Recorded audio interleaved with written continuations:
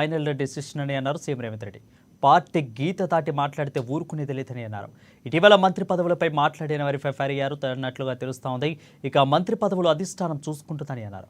హైదరాబాద్ నోవాటెల్లో జరిగిన సీఎల్పీ భేటీలో ప్రభుత్వ పథకాలు, ఎమ్మెల్యేల పనితీరుపై చర్చించారు. ప్రభుత్వానికి నెగిటివ్ ప్రచారం జరుగుతుంటే ఏం చేస్తున్నారని ఎమ్మెల్యేలను ప్రశ్నించారు సీఎం రేవంత్ రెడ్డి. ఒక్క ఎమ్మెల్యే కూడా సోషల్ మీడియాను వాడటం లేదని తెలిపారు. ఇక కొంతమంది ఎమ్మెల్యేలు హైదరాబాద్కి పరిమితమవుతున్నారని, ప్రజల్లోకి వెళ్లాలని సూచించారు. కార్యక్రమంలో డిప్యూటీ సీఎం పట్టి విక్రమార్క, మంత్రులు, ఎమ్మెల్యేలు, ఎంపీలు పాల్గొన్నారు. భేటీ జరిగిందని చెప్పేసి అంటున్నారు. ప్రభుత్వము తీసుకున్నటువంటి సంక్షేమ కార్యక్రమాలు, అభివృద్ధి కార్యక్రమాలు ప్రజలకు వివరించాలి. ప్రజలకు వెళ్లే ముందు మా సభ్యులకు వివరించుకున్న ఉద్దేశం సీఎల్పీ సమావేశం జరిగింది. ఇది ఆనవాయితీగా జరిగేటువంటి సమావేశం. 5 అంశాలు. సన్నబియ్యం ఇవాళ ప్రజల్లో బాగా ఆదరణ పొందుతున్నట్టు అంశం. సన్నబియ్యంతో పాటు ఇందిరమ్మ ఇల్లు, caste survey, sub categorisation, Bhubharati ఇలాంటి విషయాలు అన్ని కూడా చర్చించుకోవడం జరిగింది. సభ్యులకు వివరంగా మంత్రులు వివరించడం జరిగింది. ఈ సంక్షేమ ఫలాల యొక్క తీరుతెన్నులు, ఇంప్లిమెంట్ అవుతున్న తీరుతెన్నులు అంటే కూడా వివరించడం జరిగింది. మాతో పాటు మాట్లాడడానికి జిఎంఆర్ ఎమ్మెల్యే గారు ఉన్నారు. సార్ చెప్పండి, భేటీలో ఎలాంటి అంశాలు చర్చకు వచ్చాయి? ముఖ్యంగా ఈ సీఎల్పీ భేటీ అసంతృప్తులను బుజ్జగించడానికి అని ఒక వార్తలు వస్తున్నాయి. పూర్తిగా అవాస్తవము. అది మీకు ఎవరు చెప్పారో తెలియదు. మాకు ముఖ్యంగా 5 అంశాలకు సంబంధించి ఈరోజు సన్నబియ్యం విషయంలో కానీ, అదేవిధంగా భూభారతి నిన్ననే ప్రవేశపెట్ట భూభారతి చట్టం విషయంలో కానివ్వండి, కులగణన విషయంలో, అదేవిధంగా ఎస్సీ కేటగరైజేషన్, ఇందిరమైన్లు, ఈ 5 అంశాలను ప్రజల్లోకి బలంగా తీసుకుపోవాలనే ఉద్దేశంతోనే ఈరోజు సీఎల్పీ సమావేశం అత్యవసరంగా ఏర్పాటు చేసి, రేపటి నుంచి మాకు సీఎల్పీ మా పీసీసీ ప్రెసిడెంట్ గారికి, అదేవిధంగా డిప్యూటీ సీఎం గారికి ముఖ్యమంత్రి గారు ఒక ఆదేశం, దిశానిర్దేశం చేయడం జరిగింది. ఒక షెడ్యూల్ ప్రకటించి రెగ్యులర్గా ఈ కార్యక్రమాలను ప్రజల్లోకి తీసుకుపోవాలని చెప్పేసి ఈరోజు సీఎల్పీ సమావేశం ముఖ్య ఉద్దేశం. మంత్రివర్గ పదవుల కోసం, మంత్రివర్గ విస్తరణ కోసం కొంతమంది బహిరంగంగా కొన్ని కామెంట్స్ చేస్తున్నారు అన్నది వాళ్ళపైన కొంత సీరియస్ గా తెలుసు. నిజమైన సార్ ఎవరిపైన? కొన్ని విషయాల పైన ఎట్లుంటాయంటే, మాకు ఒక అధిష్టానం ఉంది. ఏదున్నా అధిష్టానం తీసుకునే నిర్ణయానికి కట్టుబడి ఉంటాం మేమందరం కూడా. సో అట్లాంటి విషయాలు బయట మాట్లాడడం కరెక్ట్ కాదు. ఎందుకంటే అవతల కొందరు మన మీద దుమ్మెత్తి పోసే, ఎందుకంటే ప్రతిపక్షాలు ఈరోజు పని చేస్తూ ఉన్నాం, మనకు మంచి పేరు వస్తూ ఉంది, ఎప్పుడు మన మీద దుమ్మెత్తిపోవడానికి ప్రయత్నం చేస్తూ ఉన్నారు. కాబట్టి అట్లాంటి అవకాశాలు వాళ్ళకి ఇవ్వద్దు. ఏ నిర్ణయమైనా అధిష్టానం తీసుకుంటుంది. అధిష్టాన నిర్ణయానికి మనం అందరం కూడా కట్టుబడి ఉండాలని చెప్పేసి ముఖ్యమంత్రి గారు దిశానిర్దేశం. ఎన్నికైనటువంటి ఎమ్మెల్యేలకు కొన్ని సూచనలు చేశారట. ఏం సూచనలు అంటే? కొన్ని రిపోర్ట్స్ తీసుకురమ్మన్నారంట. ఎట్లాంటి రిపోర్ట్స్ అంటే? నియోజకవర్గ అభివృద్ధికి సంబంధించి, నియోజకవర్గంలో మీ నియోజకవర్గంలో ఎలాంటి పనులు చేస్తే బాగుంటుంది అనే విషయం మీద మీరు ఒక రిపోర్ట్ తీసుకొని రండి. మీతో 1-to-1 కూర్చొని మీ నియోజకవర్గానికి సంబంధించిన పనుల విషయంలో నేను దగ్గరుండి శాంక్షన్ చేసి ఆ పనులు అయ్యేటట్టు చూస్తానని చెప్పేసి ముఖ్యమంత్రి గారు చెప్పారు. దానికి నేను ముఖ్యమంత్రి గారికి నా నియోజకవర్గ ప్రజల తరఫున ధన్యవాదాలు తెలియజేస్తాను. మీటింగ్లో ఎలాంటి అంశాలను ప్రస్తావనకు వచ్చినాయి? ముఖ్యంగా కొంతమంది కొత్త ఎమ్మెల్యేలు కూడా కొన్ని సూచనలు చేశారు సీఎం. ఎలాంటి సూచనలు చేశారు? ఇదే ఇప్పుడు మన కాంగ్రెస్ ప్రభుత్వం ఎంతో ప్రతిష్టాత్మకంగా ప్రవేశపెడుతున్న పథకాలు. ఒకటి భూభారతి ఉంది, అది ఇంప్లిమెంట్ అవుతా ఉంది. అలానే ఇందిరమ్మ ఇల్లు పథకము, ఎలా చేయాలి, ఎంపిక ఎలా చేయాలి, సూచనలు సలహాలు ఇవ్వడము, ప్రజల్లో ఎలా మమేకం అవ్వాలని. అందులోనే ముఖ్యంగా అతి ముఖ్యమైనది ఏంటంటే సన్నబియ్యం పంపిణీ. ఇది ప్రజల్లో చాలా స్పందన వస్తుంది, అనూహ్యంగా ఉంది.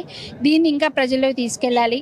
కాంగ్రెస్ పథకాలన్నీ కూడా సక్రమంగా ప్రజల్లో తీసుకెళ్ళి, అలాగే జై బాపు, జై భీమ్, జై సంవిధాన్ ప్రోగ్రామ్ ఒకటి, ఇవన్నీ తీసుకెళ్తే కనుక రాబోయే ఎన్నికల్లో మనకి చాలా మంచిగా ఉంటుంది అని ఈ అంశాలే చర్చకు వచ్చాయి. అంటే మొదటిసారిగా ఎన్నికైనటువంటి ఎమ్మెల్యేలు కూడా కొంత ఓవర్ అదిగా ఉంటున్నారు. అంటే పనులు మానుకొని ప్రజల్లో మమేకం అవుతూ పర్సనల్ పనులపైన పడ్డారు. ఖచ్చితంగా వాళ్ళు ప్రజలతో మమేకం అవ్వాలి అన్నట్టు కూడా కొన్ని సీరియస్గా చెప్పినట్టుగా తెలుస్తుంది. నిజమేనా?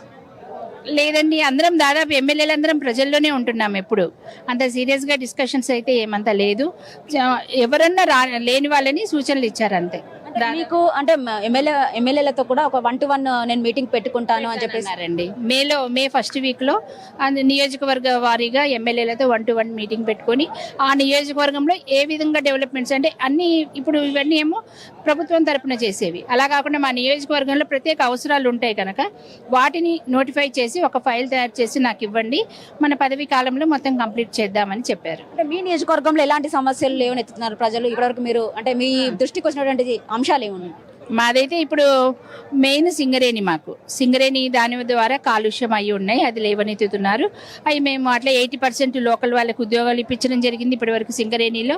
అలాగే ఈ కాలుష్యానికి గురైన వాళ్ళకు కూడా కొంచెం ఇల్లు కూలిపోయిన వాళ్ళకి సింగరేణి ద్వారా రిపేర్లు చేయించడము, మరీ డిస్మాంటిల్ అయిన వాటికి మాత్రం కొత్త ఇల్లు కూడా కట్టిస్తున్నాము.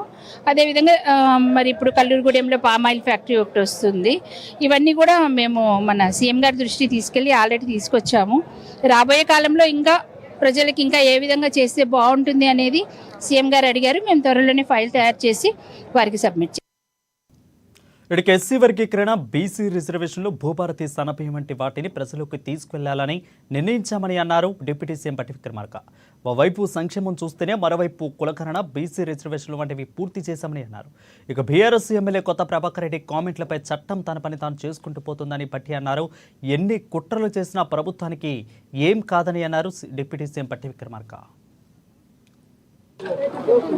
దేశ చరిత్రలోనే ఏ రాష్ట్రంలో జరగనటువంటి అద్భుతమైనటువంటి కార్యక్రమాలని ప్రజలకు అందించే దాన్ని ముందుకు తీసుకొని పోతున్నాం. అందులో ప్రధానంగా సన్న బియ్యం, అట్లాగే ఇందిరమ్మ ఇళ్ళు, అట్లాగే రాజీవ్ యువ వికాసం, గ్యాస్ సిలిండర్, 10 లక్షల వరకు రాజీవ్ ఆరోగ్యశ్రీ లాంటి అనేక పథకాలు పెద్ద ఎత్తున రాష్ట్ర ప్రభుత్వం కని విని ఎరగని విధంగా చేస్తూ ఉంది.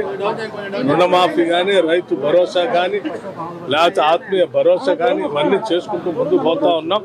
వీటన్నింటినీ కూడా ప్రజల్లోకి విస్తృతంగా తీసుకుని వెళ్ళి లబ్ధిదారులందరికీ అందేటట్టుగా చూసుకునే కార్యక్రమాన్ని చూడమని చెప్పి సందేశం శాసనసభ్యులందరికీ ఇచ్చేటువంటి కార్యక్రమంలో భాగంగా ఈరోజు సమావేశం జరిగింది.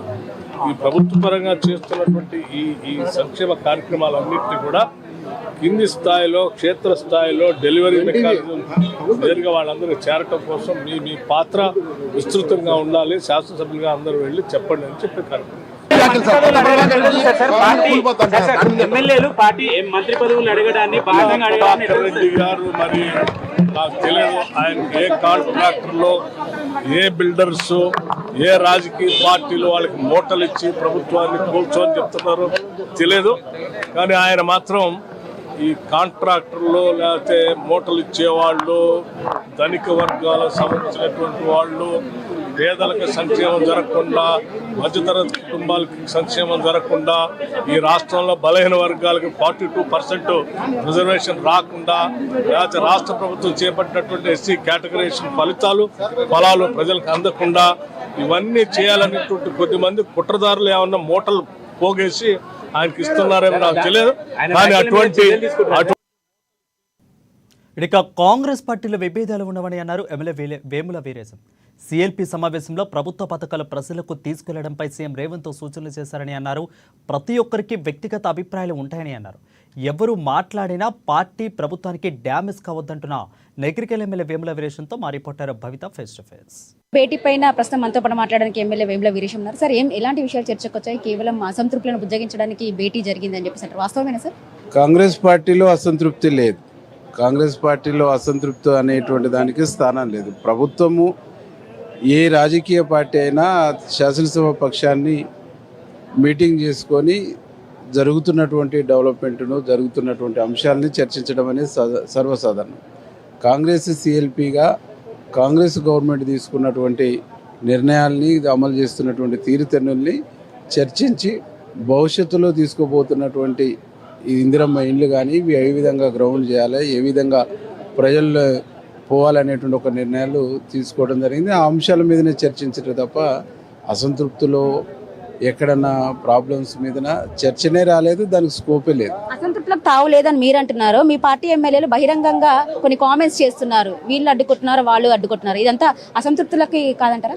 వ్యక్తుల యొక్క వ్యక్తిగతమైనటువంటి అభిప్రాయం అది. నేనున్నా, నాకు ఒక పదవి కావాలని కోరుకోవచ్చు. ఆ పదవికి ఫలానా వాళ్ళు అడ్డు అనేటువంటిది నేను భావించవచ్చు. కాబట్టి నా అభిప్రాయం అది పార్టీ అభిప్రాయం, నా అభిప్రాయము అది మొత్తం కాంగ్రెస్ గవర్నమెంట్కి సంబంధించినటువంటి ఒక అసంతృప్తి కాదు. ఆ వ్యక్తి యొక్క సంబంధించినటువంటి అంశం అయితే తప్ప అది పార్టీ అంశం కాదు, ప్రభుత్వం అంశం కాదు. వ్యక్తిగత అంశాన్ని బహిరంగ ప్రదేశాలలో కాకుండా ఇంటర్నల్ గా మీటింగ్స్ జరిగినప్పుడు చెప్పాలి అని చెప్పేసి మీ మీనాక్షి నటరాజన్తో పాటు సీఎం రేవంత్ రెడ్డి కూడా మంచిని మైక్ లో చెప్పండి, చెడుని షోలో చెప్పండి పదే చెప్తున్నప్పటికీ మీరు ఎందుకు అట్లా బహిరంగ కామెంట్ చేస్తున్నారు? దాన్ని అసంతృప్తి కాదు అంటారు. ఎట్లా చూడాలి సార్? అంటే ఆ బహిరంగంగా కామెంట్ చేసినటువంటి వ్యక్తుల యొక్క వ్యక్తిగతమైనటువంటి అభిప్రాయం. దాన్ని ఎందుకు కామెంట్ చేస్తున్నారు, ఎందుకు చేస్తున్నారు అనేటువంటి మీరు వాళ్ళని అడిగితే సమాధానం వస్తుంది. ఒకరు చేసినటువంటి కామెంట్ యొక్క ఉద్దేశం ఏందనేటువంటిది నేనైతే చెప్పలేను కదా. అంటే 1-to-1 కలుస్తానని చెప్పారంటే సీఎం కొన్ని రిపోర్ట్స్ పట్టుకొని మీరు రండి అన్నారంట. ఏంటి సార్ ఇన్ని రోజులు అంటే 1.5 year గా చేసినటువంటి అభివృద్ధి కార్యక్రమాల పైన, మీ పని తీరు పైన రిపోర్ట్ ఏంటి? ఏం రిపోర్ట్ అడిగారు? ఏం రిపోర్ట్ అడగలేదు. కాన్స్టిట్యున్సీ ప్రజలు ఏం కోరుకుంటారు, కాన్స్టిట్యున్సీ డెవలప్మెంట్ ఏం కావాలి, ఏం చేసినాము, ఇంకేం కావాలనో మీరు వచ్చేసి నేను పిలుస్తాను, చెప్పండి విషయాలు, కాన్స్టిట్యున్సీని డెవలప్ చేసుకోండి, ప్రజలకు సర్వీస్ ఇవ్వండి అని చెప్పింది తప్ప ప్రత్యేకమైన రిపోర్ట్ ఏం లేదు. ఇది మొత్తానికి కాంగ్రెస్ పార్టీ అంటేనే స్వేచ్ఛ ఎక్కువ, ప్రజాస్వామ్య పార్టీ. ఇందులో అసంతృప్తులు ఎవరు లేరు. ఎవరు చెప్పినా కూడా వాళ్ళ వ్యక్తిగత విషయాలకు సంబంధించి చెప్తున్నారు తప్ప పార్టీని డ్యామేజ్ చేసే విషయాలు కావు అని చెప్పేసి వేముల వీరేశం చెప్తున్నారు. మనస్తో భవిత, NN న్యూస్, నవటల.